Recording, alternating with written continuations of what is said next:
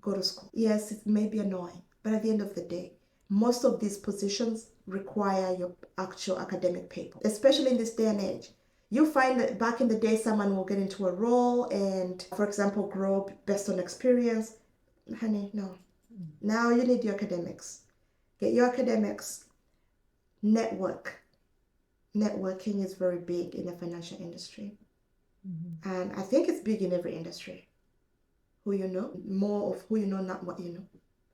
Because you may know a lot, but if you don't know anybody, you may not get places. Right.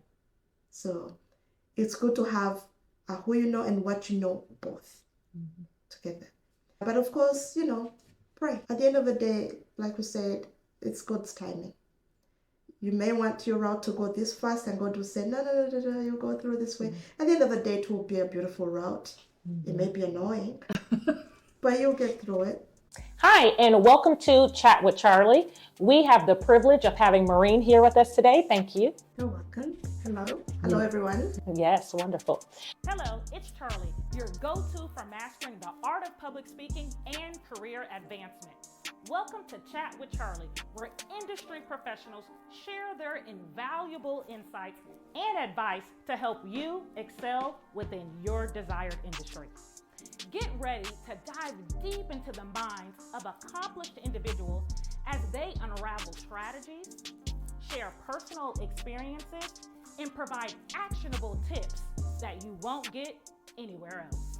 Whether you're looking to advance your career, start a new venture, or simply stay ahead in your industry, this is the place to be. Tune in and level up your expertise with. So, if you don't mind, I would like to start us off with a little game. Okay. So that we can kind of get loose and relaxed. Okay. Are you willing to play? Yes, I am. Okay. So this game is called This or That. So I'm going to give you opposing topics and you have to tell me which one you prefer. And then you'll tell me why in one sentence or less. Yes. Okay. Vacation or staycation? Vacation. Why? Because I like going places. I like seeing new places. I enjoy travel. I don't do it as much as I should, but I'm all about seeing something new. Plus, it just it brightens up something. Yeah. Like Re-energizes you. yeah. If you stay home, She said night or mornings? oh, night. Why? Because I like to sleep. I know you do. I called you this morning and you were still asleep. Must be nice. Enjoy it. You look. That's why your skin looks so beautiful. You're well rested. Passenger or driver? It's a hard one. That one is a hard one because it depends. I would say driver for now. Okay. Wow. Yeah. You don't mind driving? If it's not a long distance, I don't mind driving. Like if it's not like maybe 5 hours. Reason being, I'm actually a good driver. Oh, tell it. Yes, I am. I've been told I am. Wow. And usually if someone drives and I would like to be driven, don't get me wrong, especially if my husband is driving or, like hey, you're the man, you do it. But I don't like when someone does the whole stop. And before you know, you're feeling dizzy and nauseous. Yeah. Because I know when I'm driving, I don't do it. Right. So you don't. You said, let me just drive. yes. Good. Because I'd love to be the passenger. So you drive and I'll ride. We're a good team. Driving. Plus, in most cases, I've been the designated driver. I feel like everybody just says, you drive. That'll do it. I didn't say designated driver or designated passenger. You said, I'm designated driver.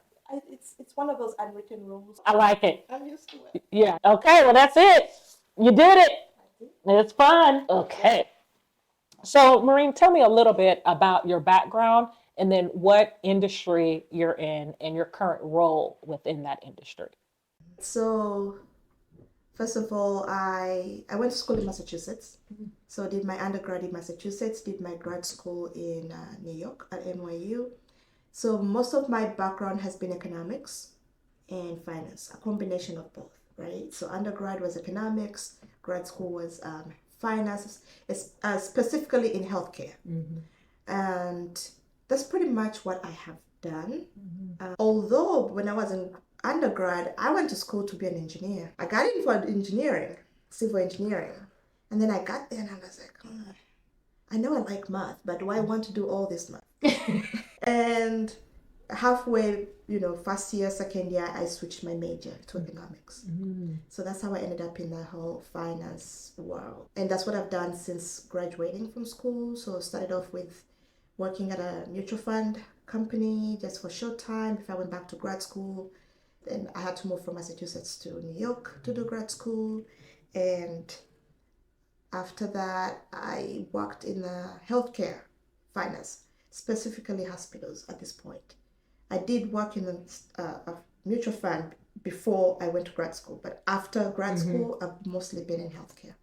And what is your specific title? Like, what do you... So currently, I'm a Senior Financial Analyst. Oh, okay. So I've mostly been in I've been a financial analyst, budget analyst, the whole area, just analyzing data, analyzing financials. And what motivated you to go into that field? I know you mentioned you originally wanted to be an engineer, but then what made you think to go into finance? Nothing really. When you're in college and you're trying to figure yourself out, at that point I had to look at what classes am I doing good, because I don't want to do a major if I'm not performing well, right? Right. So I did well in math, but I did not want to continue too much of math, like AP and calculus.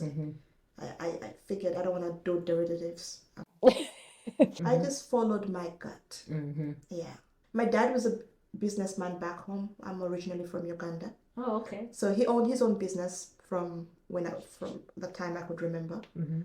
And for some reason, I just never thought I could see myself as a business kind of person. So, but then I ended up doing finance, which is pretty much in the same angle. But I did not do it because my dad was doing it, because I thought I would actually go away from that. And that's why I was hoping to be an engineer, but I ended up not doing that.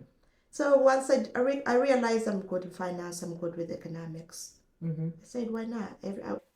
So you did what you were good at. There's nothing wrong with that. So within your field, have you been noticing any trends or insights or anything that's happening within your field that you could highlight?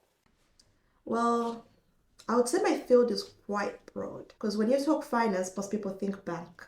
When you talk finance, most people think Wall Street, right? Or wealth management. I'm not in any of those big money. I've mostly been in healthcare. And of course, with healthcare, everything that happens with Wall Street or banking, it still affects healthcare, right? Because, at the end of the day, we work with the banks. At the end of the day, the money, the endowments we have, or the restricted funds we have at the hospitals end up being invested, right? So that, the hospital can make some money. So all the technology that is out there does affect us.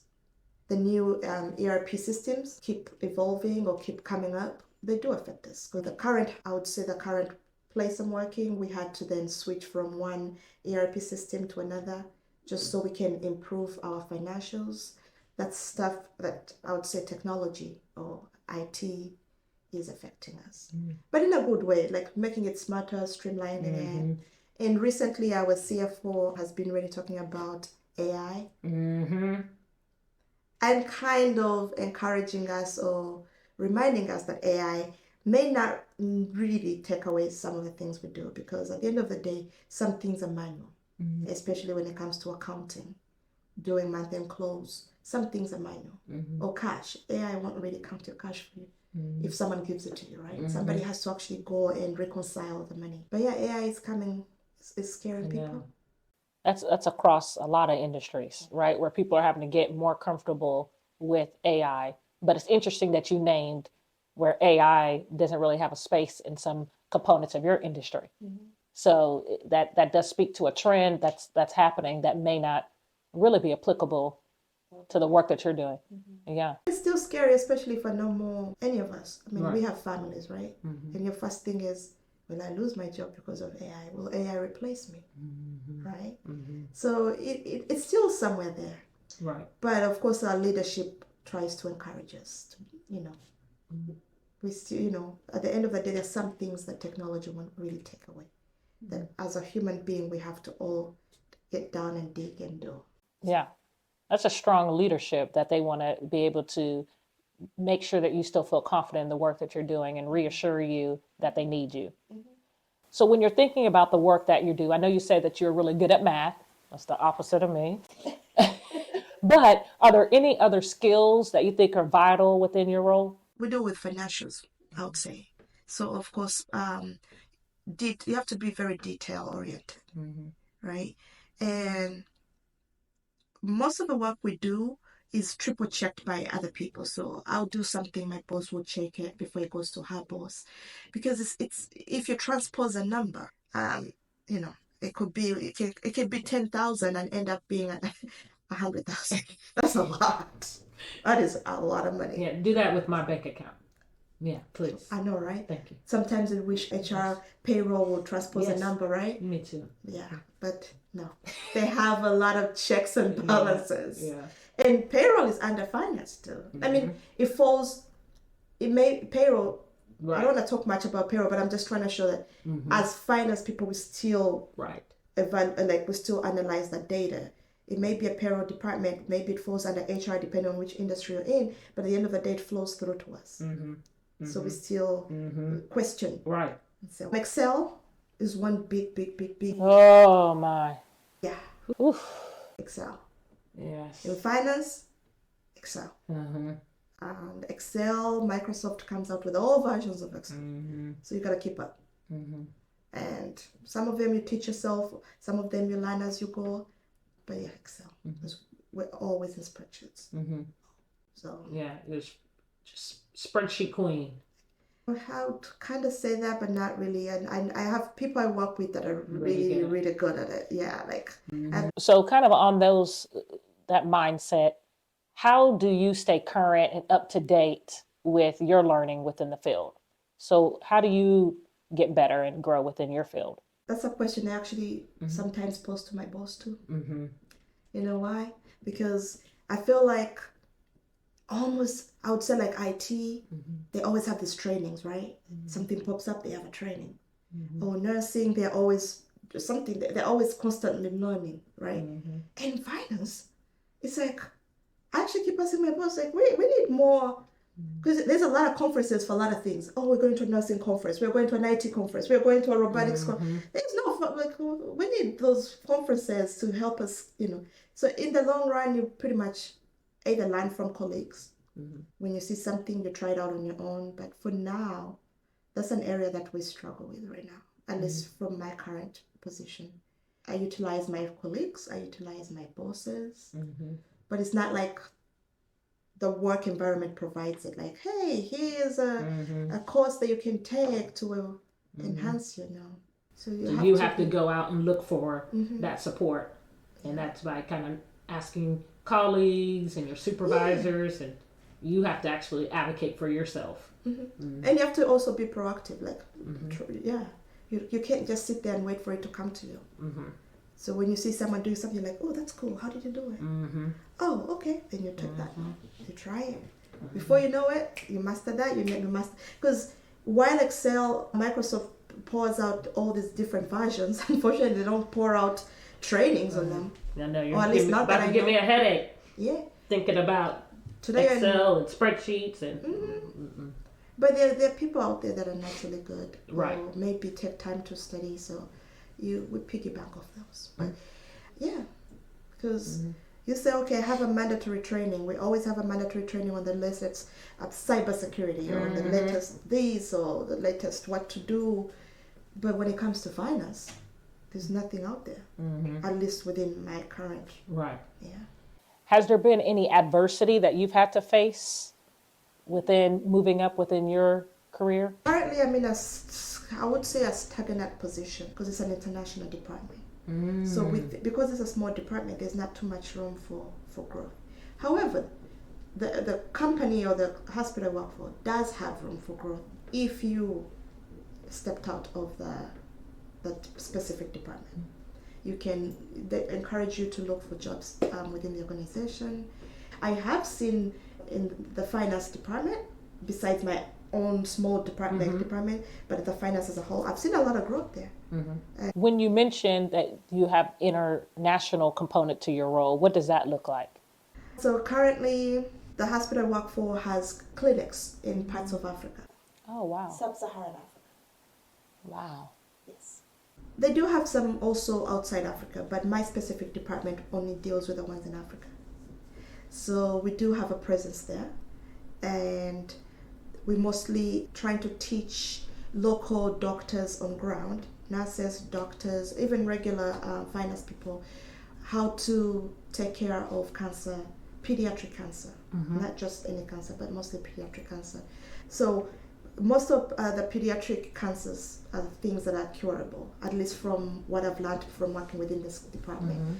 80% of them are curable. Let me bring the number down just so somebody doesn't go quote me. But 80% of that back in Sub-Saharan Africa, the kids die because of we don't have the resources. So the hospital did set up some clinics, and one of the jobs is to, one of our roles is to get local doctors that are already on ground, train them, give them the resources they need. That's good. That way, they know how to diagnose, treat, and that has improved a lot. So that's where I get to deal with the international side. So the finance people on the ground, I have to work with. And also all their funding comes from here, from our organization. So I have to monitor the donations. We do have a department that, of course, philanthropy. They go in and solicit money and meet with donors. So when the donors give us the money, my role is to make sure that money is managed properly, right? That money, of course, rolls up to the financials of the hospital as a whole. That some of that money gets sent to the sites. Then I work with the finance people at the sites to make sure the money is managed well. They give me back financial reports. We have monthly meetings to make sure everything is on track. So yeah. So when you talk about career growth, right, I may not be growing in terms of like becoming, let's say, from becoming a manager, but I'm growing in areas that I am seeing change. I'm seeing that what I'm doing is impacting the less privileged. Yeah, which makes the work that you do more powerful, and more meaningful. Yeah. So even if I don't become a manager right now, right, at least what I'm doing is helping somebody save a life. And these are real life stories, because I know what the hospital does here saves lives. But when you actually see it from a smaller sample space and you actually see a real story, and when I had to go to some of the sites and visit, and I went to the clinics and looked at the patients, yeah, it was sad. But knowing that, okay, I make sure they get the drugs. Yeah. I make sure they have the funding. Somebody makes sure the funding gets to me, and then I make sure the funding gets to them. Wow. I'm just reflecting and thinking about all those moving pieces to make sure at the end of the day that we save a child's life. Yes. That's powerful. So I almost feel like I know the answer, but what keeps you motivated and passionate about this work? Is it that at the end of the day, the work you're doing could save a life? Like where's your motivation and passion? In my current role, that is my motivation. Before, I was just a regular finance person in a regular hospital. But now that I'm doing more impactful work or seeing my work impact somebody, that's what's kept me going for now. Will that be the motivation for the next job? I don't know. Yeah. But for now, I look forward to having those meetings with my people back home, the different countries, checking in, listening to some of the issues they have or some of the struggles they're going through, making sure at least financially I'm taking care of that. So yeah. So looking back at your route to get to where you are today, so if we look at what you've accomplished and how you've achieved this particular role, is there anything that you would do differently? If you could do it all over again, is there anything that you would do differently to get to where you are today within your role? No. Because at the end of the day, I went to church today, and one of the sermons that the pastor was preaching was talking about God's divine timing, right? So while you're thinking, oh, God should be doing this faster, why am I in this position? At the end of the day, he has a reason. So I wouldn't do it any differently, because this is how God wanted it to be. Like I said, my prior job, I was just a regular finance person. I wasn't seeing much of the impact. But in this role, I may not be growing, becoming a director, but what I'm doing impacts a family. And that to me is more fulfilling. right now. And really, that's still growth, right? Like what we consider growth is different depending on your role and what your expectations are. Correct. So you're growing in experiences, you're growing in impact. Yes. And so those are things that no one could take away from you. A title is a title. Yes. And you're not chasing necessarily a title. Correct. But what you are getting to do is Just what's change meaningful. So as we come to a close, if there was any advice that you could provide someone who's looking to be like Maureen, to be a senior financial analyst and to do similar work, what advice would you give them? Well, first of all, I love advising young adults. By young adults, I mean like kids in high school going to college. I find passion in advising them. So I like talking about careers or school, and I always encourage, go to school. Yes, it may be annoying, but at the end of the day, most of these positions require your actual academic paperwork, especially in this day and age. You find that back in the day, someone will get into a role and, for example, grow based on experience. Honey, no. Now you need your academics. Get your academics. Networking is very big in the financial industry. And I think it's big in every industry. Who you know, more of who you know, not what you know. Because you may know a lot, but if you don't know anybody, you may not get places. Right. So it's good to have who you know and what you know both together. But of course, pray. At the end of the day, like we said, it's God's timing. You may want your route to go this fast, and God will say, no, you go through this way. At the end of the day, it will be a beautiful route. It may be annoying, but you'll get through it. But if you're a student out there, you're looking for a major to do in college, I encourage you, talk to your counselor. Don't give up. That's number one. Do not give up. But don't give up on school. And if you can go as high as you can, get your master's. The higher you go, the better. Especially nowadays, a bachelor's is pretty much nothing. It's like a high school degree at this point. So that's my simple advice. It would have worked for everybody, not just finance. Yeah. No, that's not simple advice, Maureen. Now I'm going to tell people, you have the knowledge, and now we have who we know, because now we know Maureen. Right? Yes. Okay. Because you have just really blessed us today. So that is the end of Chat with Charli. I want to just thank you so much for volunteering your time to come on the show today and to provide us with that information that you shared today. I know that it's definitely going to positively impact even more people than you already impact right now, right? You save lives on a regular basis. But today, I just want to say thank you very, very much for coming on. Thank you, Charli. And thank you for listening to Chat with Charli. And that wraps up another episode of Chat with Charli. Thank you all so much for joining me today as we explore various topics aimed to help you take your career to new heights. I hope you found today's discussion valuable and insightful. Remember, growth comes from continuous learning and taking actionable steps towards your goals. I'd love to hear from you all about today's content, so connect with me on social media at Lennon Prep and leave a comment or question to keep this chat going. Be sure to tune in to next week's episode, where we'll dive deep into the minds of another industry professional.